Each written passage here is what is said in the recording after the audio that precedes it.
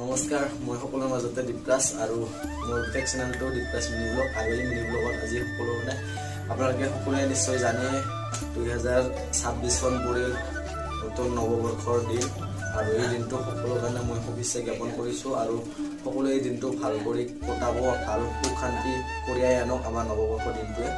আৰু ভিডিঅ'টো আজি বিশেষ হৈছে মই কিটচেনতে আমি খানা বনাম আৰু আপোনালোকে নিশ্চয় সকলোৱে অলপৰ পিকনিকত গৈ আছে আৰু মই আজি যিহেতু কোম্পানীত জব কৰিছোঁ সেইকাৰণে আমি ইমান ঘূৰা ফুৰা কৰিব পৰা নাই, পিকনিক খাব পৰা নাই, সেইকাৰণে ৰুমতে কৰ্মৰত অৱস্থাৰ ৰুমতে ডিউটি অফ যিহেতু সেইকাৰণে ৰুমতে আজি বনাই মেলি খাম। তেনেকৈ মোৰ লগত থাকিব সহকাৰী এজন দাদা, যিহেতু আমাৰ লগতে একে অফিচতে জব কৰে। তেতিয়াহ'লে দেৰিলৈকে ভিডিঅ'টো আপোনালোকে সকলোকে চাই থাকিব কেনেকৈ বনাওঁ আৰু কেনেকৈ খাওঁ। ফাইনালি গাইজ গৈ কিটচেনত সোমাই গৈছোঁ। এতিয়া ৰন্ধা বঢ়া কৰিম, আপোনালোকে এইফালে চাব পাৰে তেনেকৈ গৈ আজি মাছ বনাম। মাছ ফ্ৰাই কৰিম, প্ৰথমতে মাছ ফ্ৰাই কৰিম, লগতে বিলাহী আছে, তাতে পিঁয়াজ চিয়াজ কাটি থোৱা আছে, মটৰ আলু এইবিলাক সকলো মই যোগাৰ কৰি দিছোঁ। ইফালে এখন পিচি থৈছোঁ, জালুক পিচা আছে, সেইখিনি ধুনীয়াকৈ মই এতিয়া এটা এটাকৈ বনাই যাম। আপোনালোকে ভিডিঅ'টো সকলোকে চাই থাকিব। তেল গৰম হ'ল, ফ্ৰাই কৰিম এতিয়া মাছ ফ্ৰাই কৰি ল'ম। My God,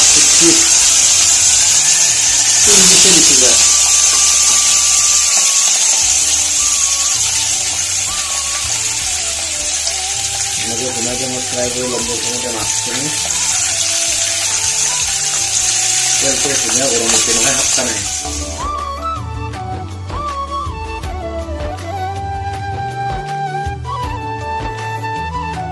মাছ ফ্ৰাই কৰা হৈ গ'ল। এতিয়া মই ডাইৰেক্ট বনাই আছো এতিয়া চব্জিখিনি।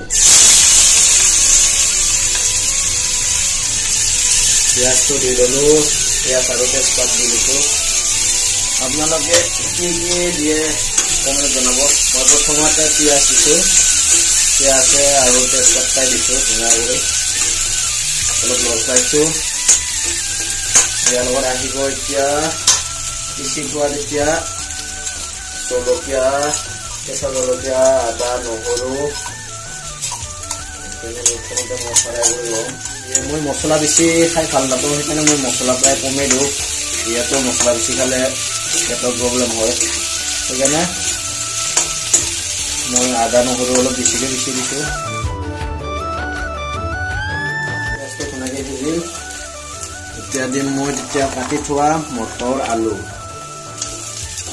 আলুখিনি অকণমান ফ্ৰাই কৰি ল'ম ধুনীয়াকৈ।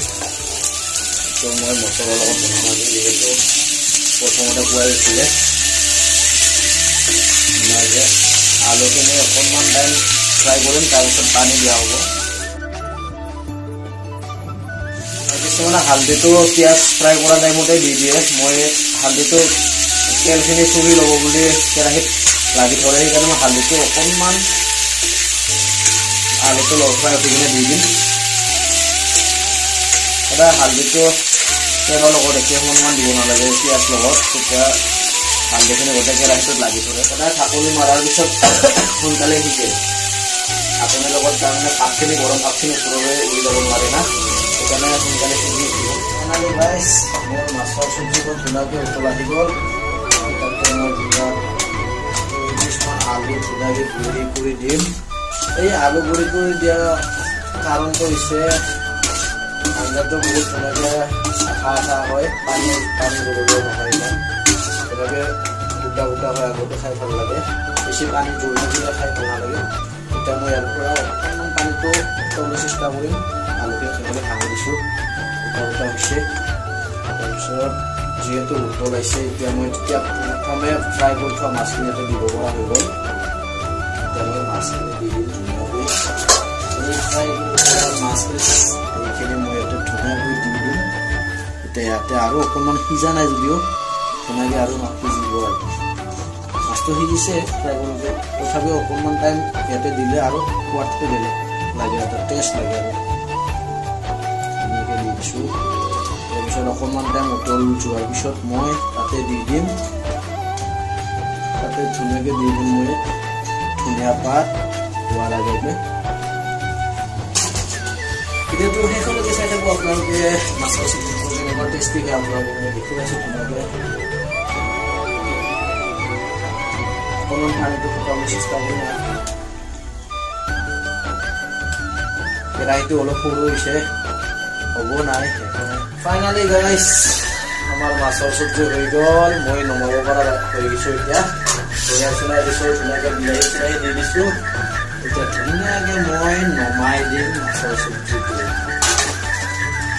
ধুনীয়াকৈ মই নমাই দি আছোঁ, আপোনালোকে চাব পাৰে। হৈ গ'ল মাছৰ চব্জিটো, হৈ গ'ল ভাতো হৈ গ'ল। এতিয়া খাব পাৰিম আমি, আপোনালোকে চাব পাৰিব। মাছ চাছ থাকিলে মোক বেলেগ চব্জি দৰকাৰে নাই, মাছ নাথাকিলে ধুনীয়াকৈ গৈছে। গ্ৰেভিটো অলপ পাইছোঁ, ধুনীয়াকৈ বনাইছোঁ, আঠা আঠা হৈছে। এতিয়া আমি ধুনীয়াকৈ ভাত খাম। বেছি নাই আৰু লাষ্ট খণ্ড আছে, লাষ্ট খণ্ডখিনি দেখুৱাই আছোঁ। কেনেকুৱা হৈছে টেষ্ট কৰি দেখুৱাম আমি একেলগে আজি মিলি জুলি খাই আছো। ধুনীয়াকৈ খাম এতিয়া মজাকে। দেখো না গাইজ,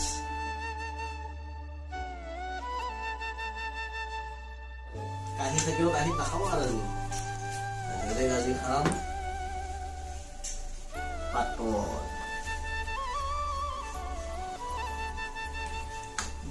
দেখো না গাইজ।